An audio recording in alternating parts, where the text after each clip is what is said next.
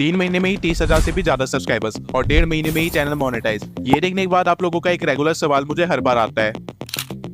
तो आज इस वीडियो में मैं आपको यही बताने वाला हूँ कि वो कौन से सीक्रेट्स हैं जिनकी वजह से मेरा चैनल इतनी जल्दी ग्रो कर पाया। और इस वीडियो में मैं बाकी यूट्यूबर्स की तरह थंबनेल या एडिटिंग जैसे पॉइंट्स कवर नहीं करूंगा, बल्कि वो माइनर पॉइंट्स डिस्कस करूंगा जो बड़े यूट्यूबर्स तो ध्यान देते हैं लेकिन आपको नहीं बताते, जिसकी वजह से वो तो ग्रो हो जाते हैं और आप कंफ्यूज रह जाते हैं कि मैं ऐसा क्या गलत कर रहा हूँ। तो सबसे पहला पॉइंट है नॉलेज। हर यूट्यूबर जो अभी ग्रो हो रहा है या हो चुका है वो जानता है कि वो यूट्यूब पे क्या कर रहा है। उसे पता है कि यूट्यूब कोई लक का गेम नहीं है जैसा कि 90% ऑडियंस सोचती है, बल्कि एल्गोरिदम और ऑडियंस के बीच का एक बैलेंस है जिसको मेंटेन करके रखने से आपका चैनल अपने आप ग्रो होता है। आपको क्या लगता है मनोज डे, एल्ग्रो, डिकोडिंग वाईटी या फिर मैं अपने लक की वजह से इतने सक्सेसफुल हो रहे हैं? तो आप गलत है। मेरे चैनल के ग्रोथ के पीछे का रीजन एल्गोरिदम को समझना है, यूट्यूब को समझना है कि यूट्यूब क्या है, क्यों है और इसे हमसे क्या चाहिए। अगर आपके पास इन 3 क्वेश्चंस का आंसर है तो आप ऑलरेडी 90% चैनल से ज्यादा सक्सेसफुल हैं। लेकिन ये नॉलेज आएगा कैसे? एक्सपीरियंस से। ये मेरा पहला चैनल नहीं है, इससे पहले भी मैं 4 चैनल्स पे काम कर चुका हूँ, जिसमें से एक चैनल स्ट्राइक की वजह से डिलीट हो गया था। एक चैनल मैंने फॉरेन ऑडियंस पे बनाई थी तो उसकी ग्रोथ रुक गई, और साथ ही 2 चैनल्स अभी 66K और 28K पे है, जिसमें से एक शॉर्ट्स का चैनल है तो वो किसी काम का नहीं, और दूसरे चैनल का आरपीएम बहुत लो है। और इन चैनल्स पे ग्रो होना कभी भी मेरा टारगेट नहीं था, बल्कि इन चैनल्स पे तो मैं एक्सपेरिमेंट करता हूँ, जिसकी वजह से मुझे copyright, algorithm, branding, marketing, RPM, CPM जैसे फैक्टर्स के बारे में पता चला, जिसको कोई भी यूट्यूबर अच्छे से कवर नहीं करता है। लेकिन ये सारी चीजें ग्रो करने के लिए बहुत इंपॉर्टेंट है। और इन सबसे भी ज्यादा जो चीज मैंने और बाकी सारे बड़े यूट्यूबर्स ने एक्सपीरियंस से सीखी है, जिसके बिना कोई भी सक्सेसफुल नहीं हो पाता, वो है पेशेंस।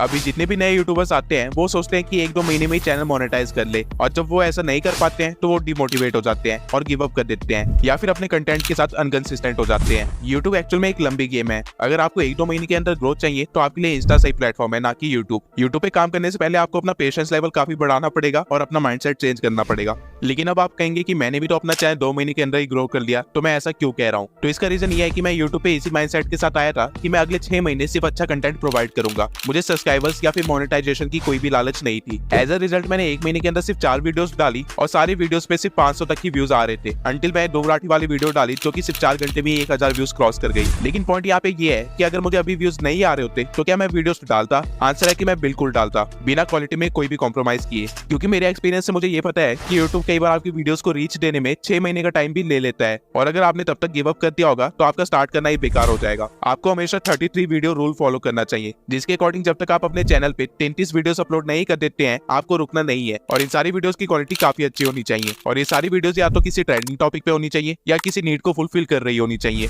अब क्या एक्सपीरियंस और नॉलेज ही वो फैक्टर है जिसकी वजह से मैं इतनी जल्दी ग्रो कर पाया? तो आप गलत है, क्योंकि मेरे पास इस निश में कोई भी नॉलेज या एक्सपीरियंस नहीं था। तो आपका सवाल होगा कि मैं 30,000 सब्सक्राइबर्स कैसे गेन कर लिए?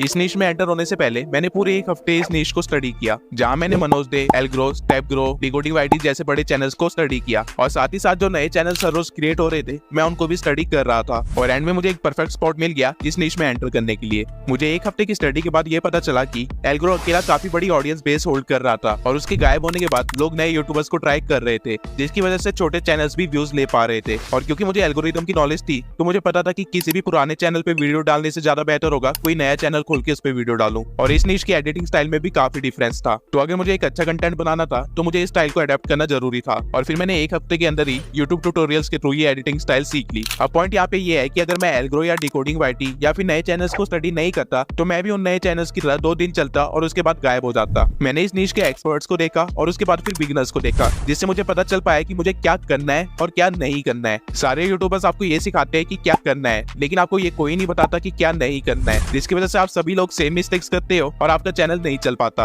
अब आपका क्वेश्चन होगा कि मैं मार्केट रिसर्च कर तो ली, लेकिन इसका यूज मैंने कैसे किया? तो इसका आंसर है ट्रेंड चेकिंग। अब इस नीश में आती मैं ज्ञान देना स्टार्ट नहीं कर सकता था, ऑल्दो मेरे पास काफी सक्सेसफुल चैनल्स थे, लेकिन वो किसी काम के नहीं थे, क्योंकि लोगों को मेरे इस चैनल पे प्रूफ चाहिए थे। इसलिए मैंने अपनी पहली वीडियो डिकोडिंग वाईटी पे बनाई, लेकिन तब तक हर दूसरा चैनल डिकोडिंग वाईटी और एल्ग्रो के चैनल एनालिसिस कर रहा था, इसलिए सेम टॉपिक पे वीडियो बनाना यूजफुल नहीं था। तो फिर मैंने एक दूसरे क्रिएटर को टारगेट किया जो था मनोज डे, लेकिन रिजल्ट में कोई भी फर्क नहीं था। मुझे वही 100-200 व्यूज मिल रहे थे, और ऑल्दो मुझे पता था कि मुझे ट्रेंड चेकिंग का इस्तेमाल करना है, लेकिन मैं खुद को एक्सपेरिमेंट करने से नहीं रोक पाया। इसलिए मैंने अपने एक दूसरे चैनल से रिलेटेड वीडियो बना डाली और उसे अपलोड भी कर दिया, जिसकी वजह से मुझे अच्छे खासे ताने भी सुनने को मिले। और इस चीज से मुझे ये समझ आ गया था कि जब तक मेरे 1000 सब्सक्राइबर्स नहीं हो जाते मुझे ट्रेंड चेकिंग का ही इस्तेमाल करना पड़ेगा। तो मैंने भी ट्रेंडिंग कीवर्ड्स का ही इस्तेमाल किया, लेकिन थोड़े अलग वे में। जहाँ सारे लोग एनालिसिस और एडिटिंग स्टाइल पे वीडियो बना रहे थे, मैंने थोड़ी अलग चीजें प्रोवाइड करना स्टार्ट कर दिया, जैसे कि एल्ग्रो के मोशन ग्राफिक्स। उसके बाद मैंने अपने नीश से हटके थोड़े अलग क्रिएटर्स पे भी वीडियो बनाई, जैसे कि ध्रुव राठी। राठी, और वो वीडियो एक सक्सेस थी मेरे चैनल के लिए। और इसी वीडियो की वजह से मुझे 10,000 सब्सक्राइबर्स भी गेन हुए और मेरा चैनल भी मोनेटाइज हो गया।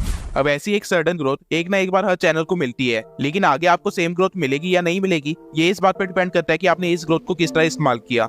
अब मेरा चैनल ध्रुव राठी के कीवर्ड पे रैंक कर रहा था, इसलिए मेरे लिए ध्रुव राठी से रिलेटेड वीडियोस बनाना इंपॉर्टेंट हो गया था। और ये चीज मेरे लिए काफी फायदेमंद भी रही और उससे ज्यादा नुकसानदायक भी। और ये कैसे हुआ ये मैं अभी बताता हूँ। जब मुझे ध्रुव राठी के नाम पे व्यूज आ रहे थे तो मैंने सर्च किया कि लोग ध्रुव राठी से रिलेटेड किस चीज को देखना पसंद कर रहे हैं, और मुझे पता चला कि काफी सारे लोग ध्रुव राठी जैसी एडिटिंग करना चाहते हैं अपने फोन में। तो मैंने पूरा एक हफ्ता लगाया ये तरीके ढूंढने में कि ध्रुव राठी जैसी एडिटिंग फोन में कैसे करे, और मैंने एक अच्छी क्वालिटी में वीडियो बना के अपलोड कर दी, जिसके बाद मुझे और डिमांड्स आने लगी ध्रुव राठी से रिलेटेड वीडियोस बनाने के लिए, और मैंने इन डिमांड्स को कंप्लीट भी किया, जिसकी वजह से मेरे सब्सक्राइबर्स तो इंक्रीज हो गए थे, लेकिन अब मेरा चैनल बहुत जल्दी डेड होने वाला था, क्योंकि मैंने चैनल यूट्यूब ट्रिक से रिलेटेड टॉपिक के लिए खोला था। लेकिन अब मेरी ऑडियंस ध्रुव राठी की थी बजाय डिकोडिंग वाईटी या एल्ग्रो के। और ठीक यहीं पे 80% यूट्यूबर्स गलती करते हैं, जिसकी वजह से उनका चैनल बहुत जल्दी डेड हो जाता है। वो एक ही कीवर्ड पे बार बार कंटेंट बनाते हैं, जिनकी वजह से उनका नीश ही चेंज हो जाता है, जिसे वो मेंटेन नहीं कर पाते हैं। और जब वो पुरानी नीश से रिलेटेड कंटेंट डालते हैं तो वो नहीं चलता है, क्योंकि उनकी ऑडियंस बेस ही किसी और नीश की बन चुकी होती है। अब मुझे पता था कि मेरे साथ भी यही होने वाला है, इसलिए बीच बीच में मैं अलग अलग टॉपिक्स पे भी वीडियो बनाते रहता था, जिसकी वजह से मेरी नीश तो चेंज नहीं हुई, इवन मैं ध्रुव राठी की ऑडियंस को भी अपनी ऑडियंस में कन्वर्ट कर लिया। लेकिन अब आप कहेंगे कि ऐसे तो कई सारे चैनल्स हैं जो अपने ट्रेंडिंग कीवर्ड्स पे ही कंटेंट बनाते हैं, लेकिन उनके तो वो वीडियोस भी नहीं चलते हैं। तो मैंने ऐसा क्या किया कि मेरी ध्रुव राठी से रिलेटेड हर वीडियो पे लाख से भी ज्यादा व्यूज है, और मैंने उनको अपनी ऑडियंस में किस तरह कन्वर्ट कर लिया।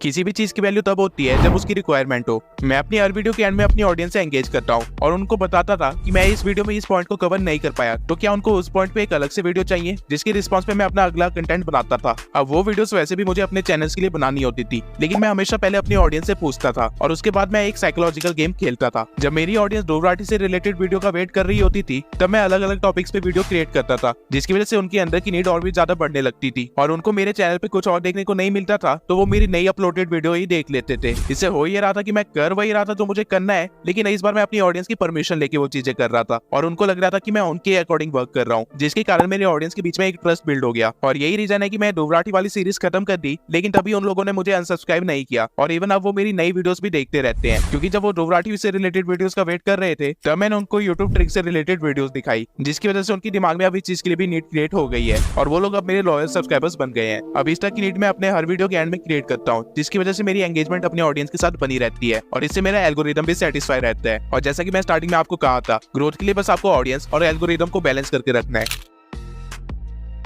अब मार्केट रिसर्च करने के बाद और अपने एक्सपीरियंस से मुझे एक चीज समझ आ गई थी, अगर आपके पास एक एज नहीं है तो आप कभी भी लंबा नहीं टिकोगे। अब ये एज क्या होता है? एज का मतलब होता है कोई भी ऐसी एक खास चीज या टेक्निक जिसकी वजह से आप अपने कॉम्पिटिटर से अलग हो जाते हैं, या फिर जिसकी वजह से लोग आपको रिकॉग्नाइज करे।